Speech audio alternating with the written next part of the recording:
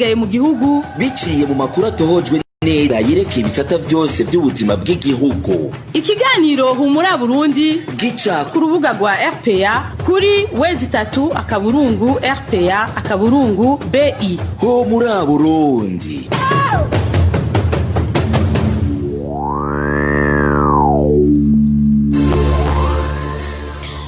Ange IRAKOZE nije genda bashikirize amakuru aca mu kiganiro muri Burundi cyo kuri wa gatanu ingenekerezo rya mbere Nzero umwaka wa 2021. Mu nkundire duhere ku ngingo nkuru zigize kino kiganiro. Bamwe mu bategetsi b'u Burundi barabandanya guhonyanga amategeko ajanye no kwikingira ikiza ca corona nkuko muza kuvyumva muri ano makuru. Umuhuza w'abarundi yaranse ko umwana wiwe akurikiza amabwirizwa yashinzwe n'ubushikiranganje bw'amagara y'abantu. Mu gihe hasigaye imisi 3 gusa ngo igice ca kabiri c'umwaka w'ishure gitangure, ibirasi bitari bike byo kwishure rya Gatumba ya gatandatu vyaraye bihitanywe n'imvura. Nayo mu gice ca kabiri ca kino kiganiro tubayagira ibikuru bikuru vyaranze intwaro mw'uyu mwaka twaraye dusozereye w'2020. Bisi Kabera niwe atuma amajwi abashikira, Engineer Regide Mwemero nawe niwe ariko atuma mudukurikiranira ikibiriraho mukanya inkuru imwe ukwayo. Tubaramutse ikaze amakuru yacu reka tuyahere mu gisata ca politique. Burundi bwinjiye mu mwaka wa 2021 ku civugo gihariye kurandurana n'imizi ubukene. Mu ijambo yashikirije abarundi kuri 31 Kigarama, umukuru w'igihugu Evariste Ndayishimiye yaribukije imigambi mikuru ya leta yiwe. Imwe muri iyo migambi no gutsimbataza ubutungane. Umukuru w'igihugu Ndayishimiye akaba yaciye anamenyesha ko hari abanyororo bagiye kurekugwa. Tumukurikire. Mu gisata cy'ubutungane leta yarihaye ihangiro ko hoba ubutungane bwigenga koko bushaka ineza ya bose kandi bujanye n'ivyo abenegihugu bakeneye harimo n'iterambere. Ubutungane nibwo soko ry'umwumvikano mu gihugu, nibwo bukingira agateka kazi na muntu. Intumbero ya mbere muri ico gisata no kugwanya kudahana no guhagarara kugira ngo amategeko akurikizwe mu gihugu kandi yubahirizwe. Ubutungane kandi bugwanya akarenganyo na kare murazi ko ucurubanza rw'abavukana ararangamiza, nta numwe arekuriwe kugendera ku bandi canke ngo hakora itegeko kuri bantege nke gusa. Ni muri iyo ntumbero kugira dukomeze ubutungane kuva hasi no kugwanya akarenganyo, leta yateguye amabwirizwa abiri, rimwe rishinga intahe yo kumugina, irindi rishinga inama nkuru y'ubutungane kugira igendure ko atamanza zangondagonde zicibwa. Ubutungane butegerezwa no kubahiriza uwagirwa n'icaha kugira nawe aronke umutima wo kwisubirako. Ico gituma naho leta ihana iguma ari umuvyeyi. Amabohero sayo kuboha nayo gukosora, gukingira wakoze ikibi ntibamwihore no kwereka abenegihugu bose ko urenze umurongo ategerezwa guhanwa, gutyo ubutungane bugakangira kugira abenegihugu bamenye ikizira bacirinde. Aha rero umunyororo aguma ari umuntu sigitabwa. Turamenyesheje ko bamwe mu banyororo baciriwe imanza bagiye kugirirwa ikigongwe, abandi batezurirwe. Bizokorwa hisunzwe icegeranyo c'umugwi uri kuratohoza ibijanye n'amabohero n'ubuzima bw'abanyororo. Yikeza ko mu Barundi bahunze harimwo abatanguye gutahuka, Evariste Ndayishimiye yaremeje ko bamwe bari bahunze intwaro z'igikenye n'ubunyene. Umukuru w'igihugu Evariste Ndayishimiye ica gatandatu kwari gutahukana impunzi no gutunganiriza abateshejwe izabo. Turashimishwa no kubona impunzi ziriko ziratahuka ku bwishi, zaba izahunze imigwi ihungabanya umutekano, zaba izahunze intwaro z'igikenye. Ico twiyemeje nka leta mvyeyi nuko abana b'igihugu bategerezwa kuciyumvamwo. Nico gituma twiyemeje kandi gukomeza umutekano, gukomeza umwumvikano hagati y'abanyepolitiki kugira ngo umurundi wese areme n'uwahunze agira umwizero hanyuma ahunguke. Amakuru yagiye aratangwa n'igisata kijejwe impunzi mu Burundi yamenyesheje ko abatahutse benshi bari bahunze kuva hadutse injyane zo muri mwaka w'2015 abatari muri uwo mugwi nabari bahunze imbere gato y'izo njyane ku ntwaro ya CNDD FDD mu buhinga bw'ivyuma batumira amate tubandanye kino kiganiro. Ibiganiro vya RPA musa ku mbuga ngurukanabumenyi zitandukanye Facebook, YouTube, Twitter no kuri wezi3 akaburungu RPA akaburungu BI. Mu gisata c'amagara y'abantu ujejwe ibijanye n'ingendo mu biro vy'umuhuza w'abarundi Edouard Nduwimana yoba abarizwa mu ibohero rikuru rya Mpimba kuva kuri uyu wa gatatu azira gutorokesha umwana w'umuhuza w'abarundi amukuye ku kibuga c'indege citiriwe Melchior Ndadaye igihe yarashitse avuye hanze y'igihugu kugira ngo ntaje ukwa wenyene nkuko amategeko ajanye no kugwanya ikiza ca corona abisaba. Idonido na Walter Kwizera. Uwarongoye ibijanye n'ingendo mu biro vy'umuhuza w'abarundi afunzwe azwi ku izina rya Pascal yagirizwa gutorokesha umuhungu w'umuhuza w'abarundi Edouard Nduwimana ku kibuga c'indege citiriwe Melchior Ndadaye aho uwo mwana yarashitse hejeje gupimwa umugera wa COVID-19 nkuko biri mu rwandiko rwo kuwa 25 Kigarama umwaka uheze rwasohowe n'uburongozi bw'ikibuga c'indege Melchior Ndadaye n'ubushikiranganje bw'amagara y'abantu ngo ivyo vyabaye inyuma y'impari zamaze umwanya munini hagati y'uwakorera umuhuza w'abarundi hamwe n'abari mu gisata kiraba ivy'ingenzi mu gihugu n'ivyo gupima akaranda ka COVID. Mu gihe abo bakora muri ivyo bisata bitandukanye ku kibuga c'indege bategeka uwo muhungu w'umuhuza kuja mu hoteli aho yari kumara imisi 3 arindiriye ivyavuye mu bipimo vya COVID yari yakorewe, uwakora mu biro vy'umuhuza w'abarundi ntiyigeze avyemera niko guca yiga ingene amutorokesha. Mu nyuma nkuko amakuru RPA yaronse abimenyesha icegeranyo c'ivyabaye kimaze gushikirizwa ababijejwe uyakorera umuhuza w'abarundi yavuye afatwa ajanwa gufungirwa mu ibohero rikuru rya Mpimba kwa 30 Kigarama umwaka wa 2020 aho nubu akiri gushika uyu munsi. Tubamenyeshe ko atari rya mbere abategetsi barenga ku ngingo yo gukinga ako karanda bakicishiriza habo mbere kenshi na kenshi hakoreshejwe ibiturire canke igitsure. Akarorero ka hafi nako witwa Imirije asanzwe ari umuhanuzi mu biro vy'umukuru w'igihugu yaje gutegera umukenyezi wiwe ku kibuga c'indege ca Bujumbura araheza ca amutahukana kumuhana atarinze kumucisha mu hoteli yagenewe gushikirwamwo abinjiye bava mu mahanga mu kwirinda irandagata rya COVID-19 nkuko vyategetswe n'ubushikiranganje bw'amagara y'abantu. Walter Kwizera tubandanya n'amakuru mu gisata c'intwaro amatongo yari muri site ya Kizingwe Nyabugete yegukira Kojerko ntaho ahuriye n'abanyagihugu ba nyene amatongo umugwi Sentebe uriko ugira ko amatohoza ivyemezo vyo muri kahise ka hafi nakakera vyerekana yuko amatongo yavuzwe na Evariste Ndayishimiye mu kiganiro aheruka kugirana n'abanyagihugu yahawe ishira hamwe ryigenga ryari rifise umugambi wo kuhasanura amazu mu mwaka wa 2007 ni nkuru twateguriwe na Eloge Divin Remesha.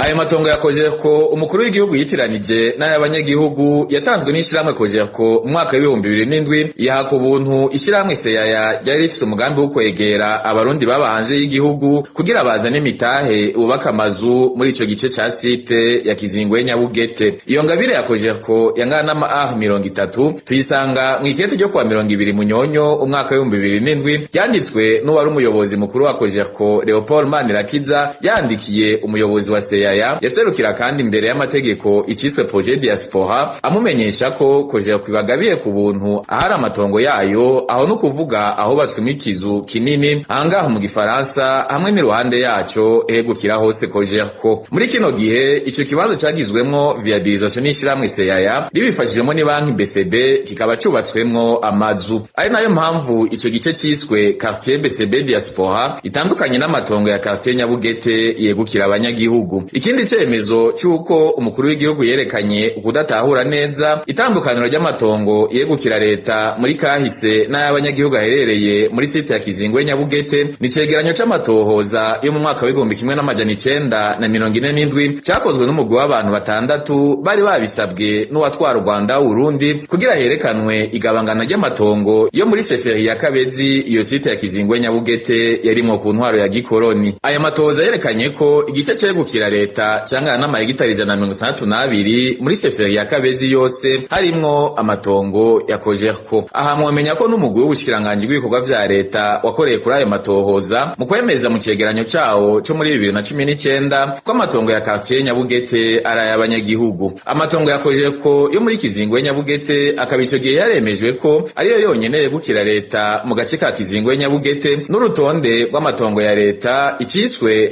reserve du gouvernement mu gihe c'imbere yo kwikukira ku Burundi nk'uko tubisanga ku nimero 305 yo kuri urwo rutonde. Ivyo vyemezo tudondaguye vyose biza vyerekana neza ko amatongo ya Nyabugete yegukira abanyagihugu, ari naco gituma igikorwa mu Gusentebe watanguje cyo gutohoza begukirwa n'ayo matongo hagati ya leta n'abanyagihugu giteye amakenga. Mwomenya ko amatongo yegukira abanyagihugu angana hafi n'amahegitari 500 akaba bamwo n'abanyagihugu banyene amatongo bagizwe n'imvukira be n'abayagwiye izo mvukira.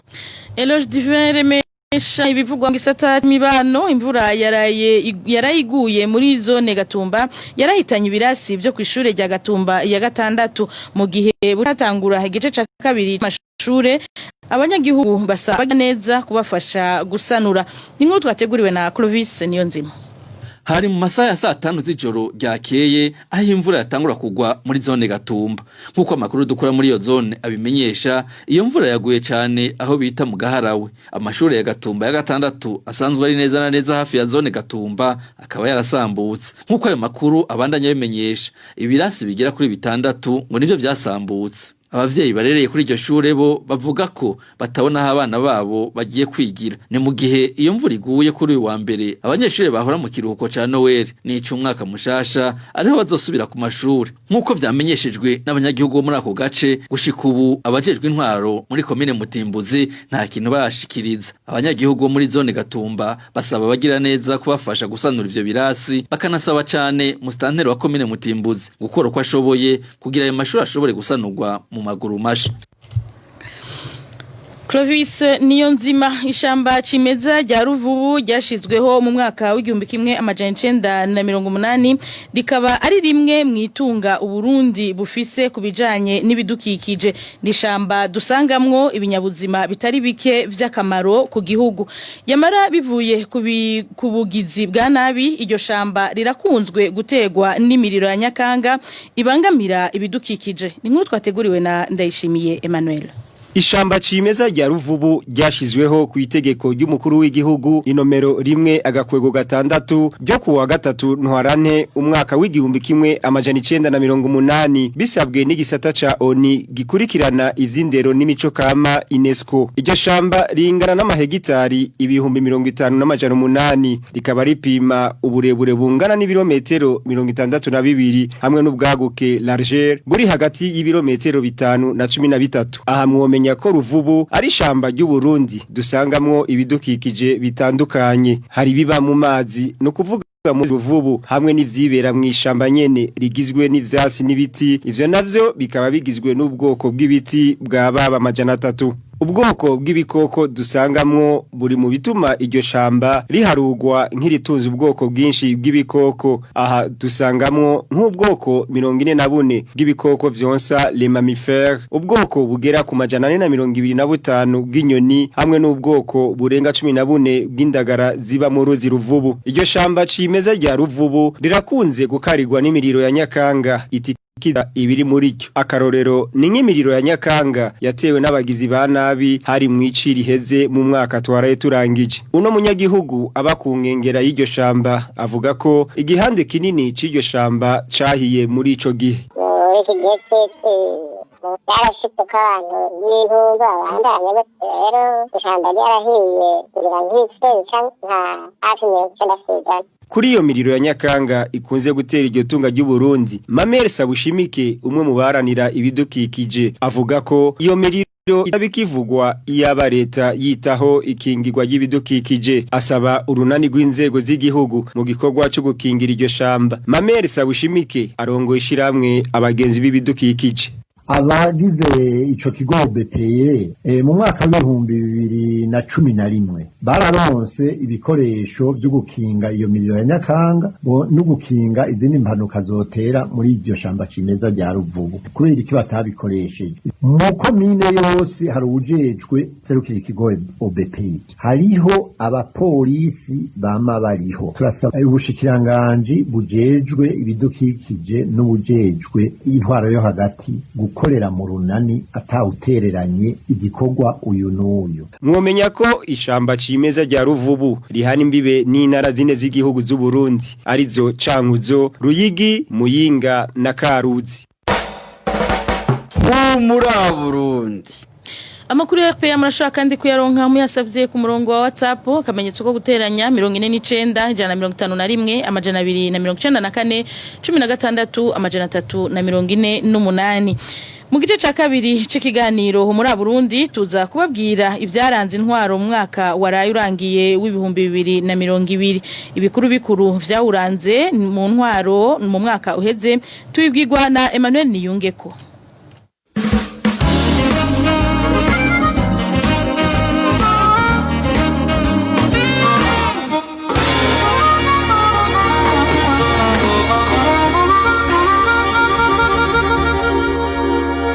Mwaka w'ibihumbi 2020 twaraye dusozeye nta byinshi umuntu yo uvuga ko kubijanye n'intwari ibereye haba ku ntwaro y'umuhisi Perezida Petero Nkurunziza yaryamiye ukuboko kw'abagabo kwigenekerezo rya 8 ruheshi canke uwamukoreye mu ngata Evariste Ndayishimiye yimiswe mu mabanga yo kurongora igihugu ku wa 18 ruheshi muri uyu mwaka waraye utashe bamwe n'abandi baragiye barashira habona ubunyonyezi bukorwa muri amwe mu mashira hamwe ya leta hamwe no mu bindi bisata bitandukanye biturire bivugwa mu bijanye no gutanga akazi hamwe rero n'ikibazo kijanye n'agahembo k'abasirikare b'abarundi barungikwa mu butumwa bwo kugarukana amahoro mu bihugu vyo hanze cane cane mu gihugu ca Somalia. Ivyo rero akaba ari vyo tugira turabire hamwe kuri mikro muri kumwe na Emmanuel Niyungeko kaze.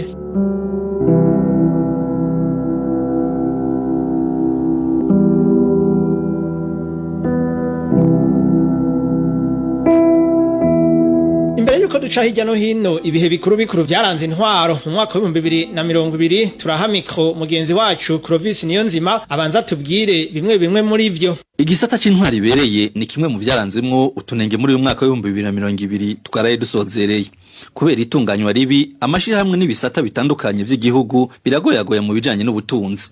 Rimwe muri ayo mashirahamwe ya leta agezaho umwansi ashaka ni ishirahamwe Onatel abakozi basigaye bahembwa ku gihamana. Muri kino gihe iryo shirahamwe riheranya amamiliyari arenga 100 ryagiye rafata ijya nino kugira ashobore gukora nkuko vyashikirijwe n'umushikiranganje wa mbere arenga iyo Bunyoni. Bikavugwa ko mbere umwanya n'umwanya rishobora kugara maze rigashirwa mu minwe y'abikorera utwabo. Ibiturire bivugwa mu itangwa ry'akazi hamwe n'itangwa ry'amasoko mu Burundi byagiye vyimonogoza muri uyu mwaka uheze. Aho twovuga nko mu bijanye no kubaka amabarabara hamwe n'izindi nyubakwa za leta. Mu gisata c'amagara y'abantu kuronka akazi yaba ku muforoma canke ku muganga bisaba naho nyene kubanza gutanga amafaranga ari hagati y'umiliyoni n'imiliyoni 3 z'amarundi. Uruhusha rw'amazu adandaza imiti farumasi mu rurimi rw'ikinyamazuru rutangwa hakoreshejwe kampinga yanje harimo mbere no gufumbatishwa. Intwari ibereye ni izira ibiturire isesagurwa n'inyuruzwa y'amatungo ya leta kugira bikingwe ibwizwa shingiro tegekanya ko abategetsi bakuru uhereye ku mukuru w'igihugu batanguye amabanga berekana amatungo yabo gute bizokorohe gusuzuma bavuye muri ayo mabanga ko atabutunzi budasiguritse batahanye. Mu misi ya mbere y'ubutegetsi bwiwe Perezida Evariste Ndayishimiye yatanze ikiringo ntarengwa ngo abo vyega bose bisuganye bakurikiza iyo ngingo y'ibwizwa shingiro. Imbere yuko ariko yihindukiza mu ijambo asigura yuko ubutunzi bw'umuntu ari bangagiwe. Muri uyu mwaka wa 2020 twasozereye harakozwe rusansumwa y'ugwaruka rwahejeje amashure ariko rutagira akazi hari mu kwezi kwa Nyakanga. Iyo rusansumwa yaranzwe n'imyidogo y'ugo gwaruka ahatari hake handikwa cyane abayoboke b'umugambwe CNDD-FDD. Iyindi rusansuma yakozwe ni y'abakozi bose ba leta. Rusansuma yateye impungenge abatari bake kuko uretse kubazwa amatungo y'umukozi atahahuriye n'akazi kiwe. Iyo rusansuma yategeka zina mukozi wese kuvuga ubwoko bwiwe. muri uyu mwaka kandi leta ya Gitega yarafashe ingingo yo gusubira ku matongo yari yaratanze nk'intizo kugira ngo arangurirwemo imigambi y'iterambere igasigura ko bene kuyatizwa batakurikije amasezerano bagiranye ariko ikibonekeje nuko iryo shirwa mu ngiro ry'iyo ngingo ya leta ritagenze neza aho vyagaragaye ko hari abategetsi bakwegera ko bakaka n'amatongo atara ya leta bayitirira ya leta mu makuru yaranze igisata c'intwaro uyu mwaka uheze nitwosiga inyuma ibijanye n'abarundi barenga 130 batahukanywe bigoranye na leta y'u Burundi bakugwa mu gihugu c'u Rwanda aho bari bugaraniwe kubera ikiza corona catumye ibihugu vyugara imbibe bakaba bamaze amezi arenga 2 barindiriye uruhusha rwa leta y'u Burundi rwo gutaha mu gihugu c'amavukiro bituye ubuserukizi bw'u Burundi Kigali ari naho babwiye ko leta y'u Burundi itaratanga uruhusha ikaba yagiye kurubaha bimaze kuja hejuru bikavugwa n'amaradi atandukanye adakorera mu Burundi.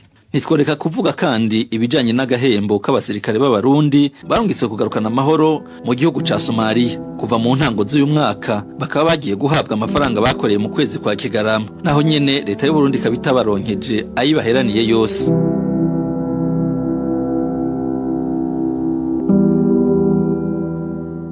Muri kino kiganiro kijanye n'ibihe bikuru vyaranze intwaro mu mwaka wa 2020 twaregereye umwigisha muri za kaminuza ahoze ari n'umushinga mateka uwo nawe ni Karori Nditije asanzwe anarongoye umugambwe w'abadasigana iprona utemewe n'ubutegetsi bwa Gitega atangura avuga ko bigoye kuronka aho yohera mu kwerekana ivyaranze intwaro ku butegetsi bw'umugambwe CNDD-FDD muri uyu mwaka mu gihe n'inzego nshasha zirongoye igihugu zashinzwe atamuco ugiyemwo kandi ko ziziziwe n'abayoboke b'uwo mugambwe. Ivyaranze intwaro ya CNDD-FDD muri uyu mwaka tugira dusezere w'ibihumbi 2020 bwa mbere n'amatunganijwe afatiye kwibwirizwa shingiro rishasha ryahambye burundu amasezerano y'Arusha yari yazanye ituze mu gihugu. Ayo matora akaba yaranzwe n'ubusuma bweruye CNDD-FDD yakoze kuko abanyagihugu bari bayisezeye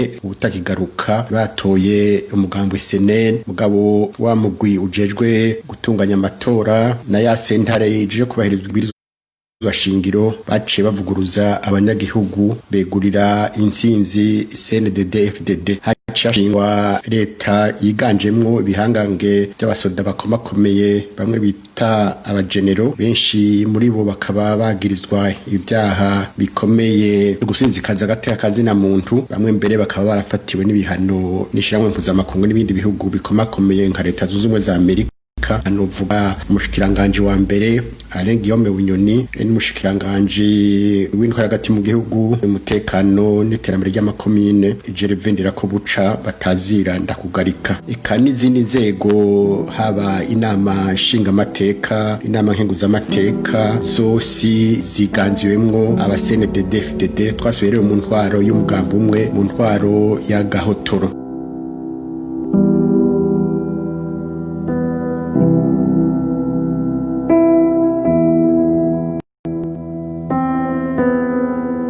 Ishirahamwe ry'inteko za Afrika zirungikwa mu butumwa bwo kugarukana amahoro mu gihugu ca Somalia amisome mu majambo avunaguye byashinzwe n'inama y'amahoro n'umutekano ya ONU kwigenekerezo rya 19 ukwezi kwa Nzero umwaka wa 2007 mu bihugu bitanu birungika abasirikare bavyo mu gihugu ca Somalia, Uburundi, Djibouti, Ethiopia, Kenya na Uganda. Uburundi nibwo bwonyene bufise ingorane yo guhemba inteko zabwo mu gihe kuva mu ntango z'uyu mwaka wa 2020 abo basirikare batari bwakubita ijisho agahembo kabo muri uko kwezi kwa Kigarama niho bakaronswa ariko naho nyene bakaba bataronse agahembo gakwiye kuko bahawe akamezi 9. Abasirikare bari bamaze umwaka wose batakamba ko babayeho mu buzima butoroshe cyo kimwe n'imiryango yabo bakavuga ko batazi iyako gahembo kaja. Ni mu gihe amasoko atandukanye ya radio RPA amenyesha ko amahera yabo basirikare ari mu madolari y'abanyamerika yamarungikwa ku gihe mu banki y'ubudandaji Bankobu. None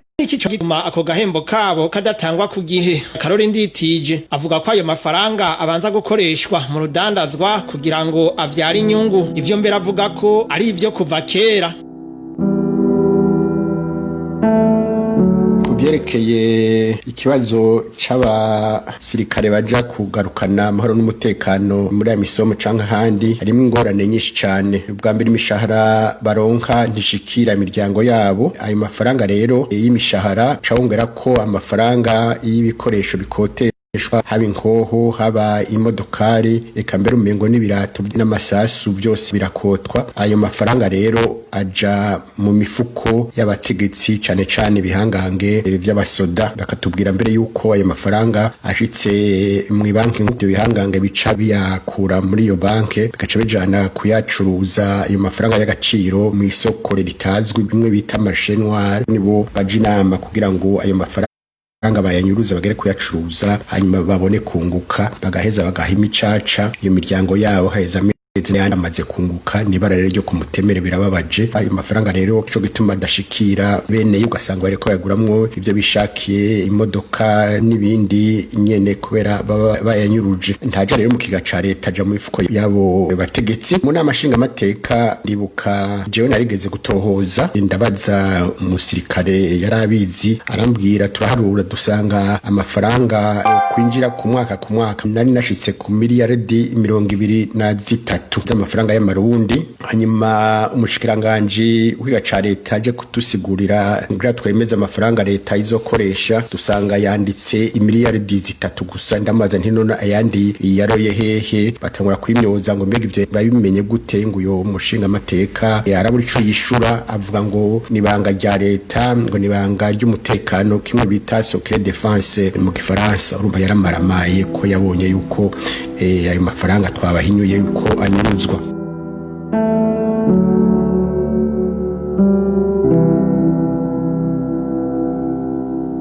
Ivyo biruko mu gihe amasoko ya RPA amenyesha kandi ko umushikiranganje w'ikigega ca leta hamwe n'umukuru w'ibiro bikuru vya gisirikare aribo bonyene bafise ububasha bwo gutanga uburenganzira bwo kugira amahera gene w'abasirikare barungikwa mu gihugu ca Somalia asohoke. Abo rero nkuko ayo masoko abandanya bivuga ngo nibo bobazwa ibijanye n'inyuruzwa ryayo. Aha mu gusozera umunyepolitike Karoli Nditije aratubwira zimwe mu nkurikizi zishobora kwibonekeza haba ku gihugu kuri abo basirikare canke ku rwego amisome mu gihe iyo ngendo yobandanya.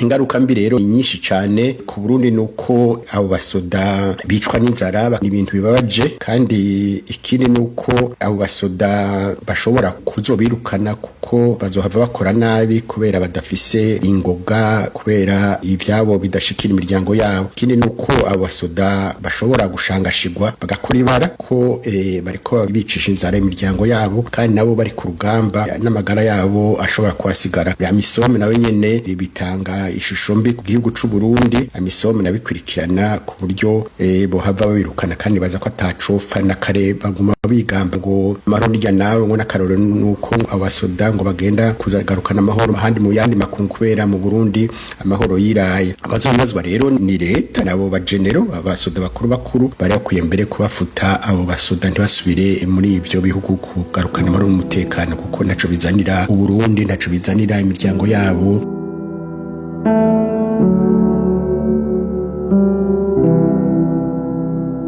Chuti namwe bakunzi twari kumwe muri kino kiganiro cibihe bikuru vyaranze intwaro mu mwaka wa 2020 ni hano nciye ndagisozerera. Nkengurukire mwebwe mwese mwari muduteze yompi, ntibagiye kandi umutumire Karoli Nditije umwigisha muri za kaminuza akaba n'umunyepolitike yamfashije kukiremesha. Emmanuel Nungeko nariko ndakibashikiriza, ndabasezeye ndabipfuriza umwaka mushasha mwiza w'2021 uzubabere umwaka w'amagara meza n'imigisha itangwa n'uhoraho.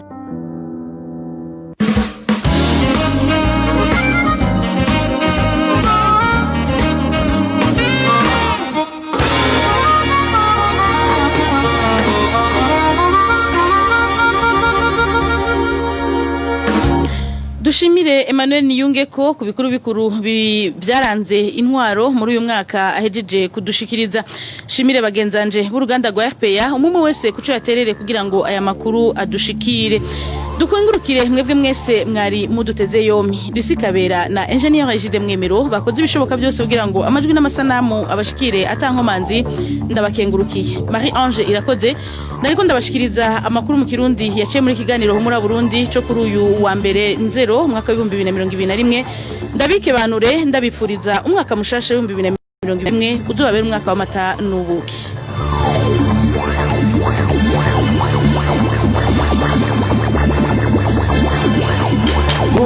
Burundi ni kiganiro gihuza abarundi bahunze igihugu c'amavukiro n'abasigaye hagati mu gihugu biciye mu kubashikiriza amakuru atosoye.